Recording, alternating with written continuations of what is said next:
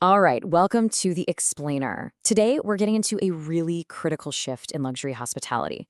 Now, this one's for you, the managers, the leaders whose most valuable guests are also their busiest, the executive travelers. We're going to move way beyond just service excellence into something much, much deeper. We're talking about designing stays that leave a real, lasting emotional mark long after they've checked out. So, let's get into how you can design these unforgettable emotional imprints. You know this quote? It just nails what we're talking about here. It's not the physical room, right? It's not the thread count on the sheets, or even that perfect view that a guest carries with them. It's something quieter, something you can't quite put your finger on. It's a feeling. So this is the big question for you, isn't it? For that executive traveler who has literally seen it all, whose day is scheduled down to the minute. What on earth can you offer that actually cuts through all that noise? Here's a hint. The answer isn't another amenity. It's a whole different kind of currency. Think about it. What used to be remarkable? What used to be a huge differentiator? Well, now it's just the price of admission. A beautiful space, a super comfortable bed, really attentive service. These things are no longer what sets you apart. For the modern executive traveler, this is just the baseline. It's what they expect. And this slide, it just lays it all out perfectly. We are seeing a massive shift from the functional to the emotional. Over on the left, you've got the old baseline, the stuff that makes a stay comfortable.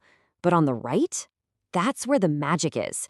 That's the new differentiator, the things that make a stay meaningful. We're talking about resonance, real connection, and a feeling that actually sticks with someone. So, what is this new currency we're talking about?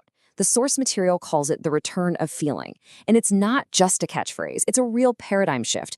It's about making a conscious choice to prioritize how a stay connects with a guest on a deeply personal level, going way beyond just making them satisfied.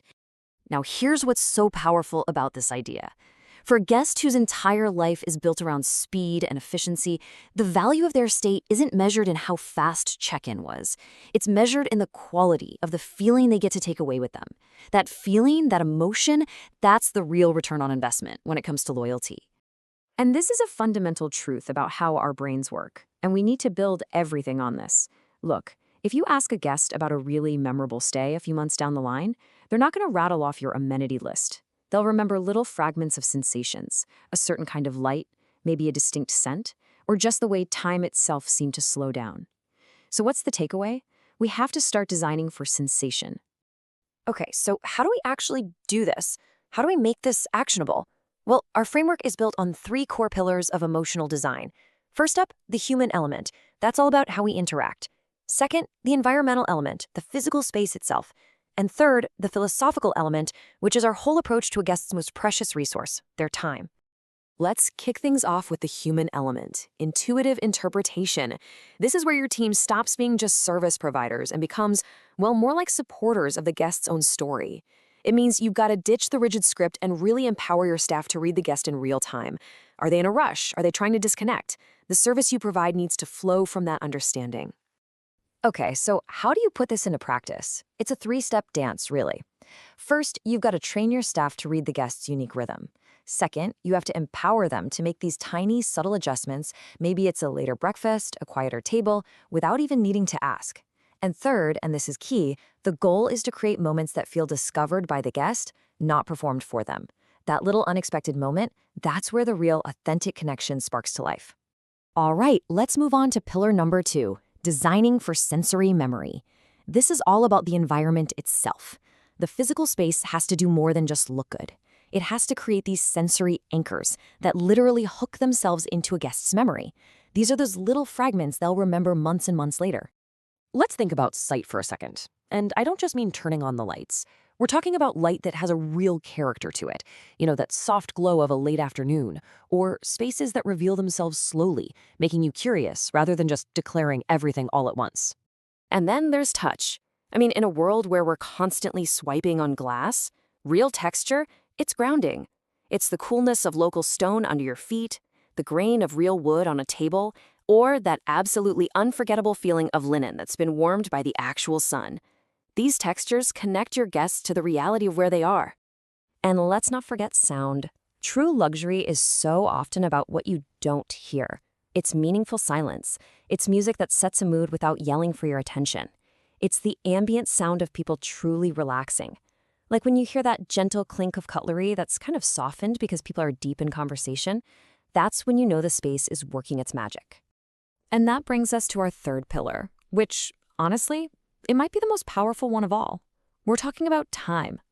For the executive traveler, time is the absolute ultimate currency, and the greatest luxury you can possibly offer them is a totally different relationship with it.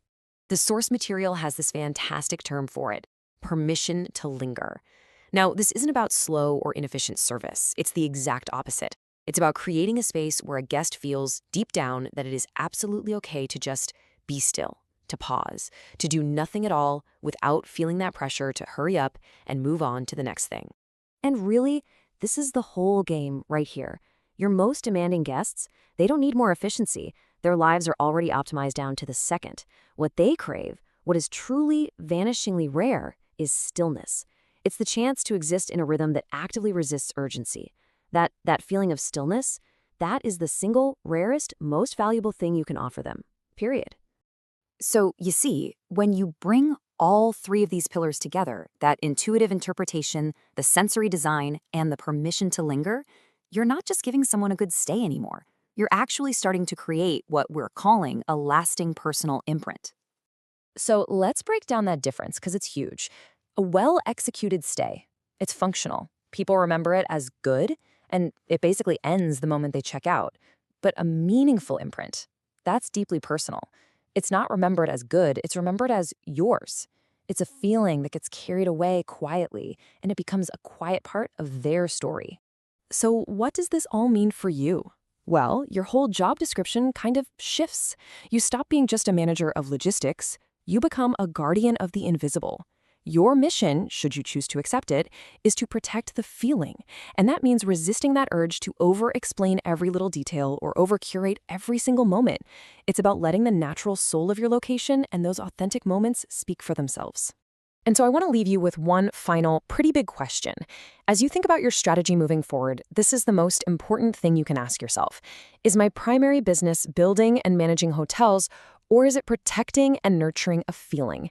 The answer to that question, well, the answer is everything.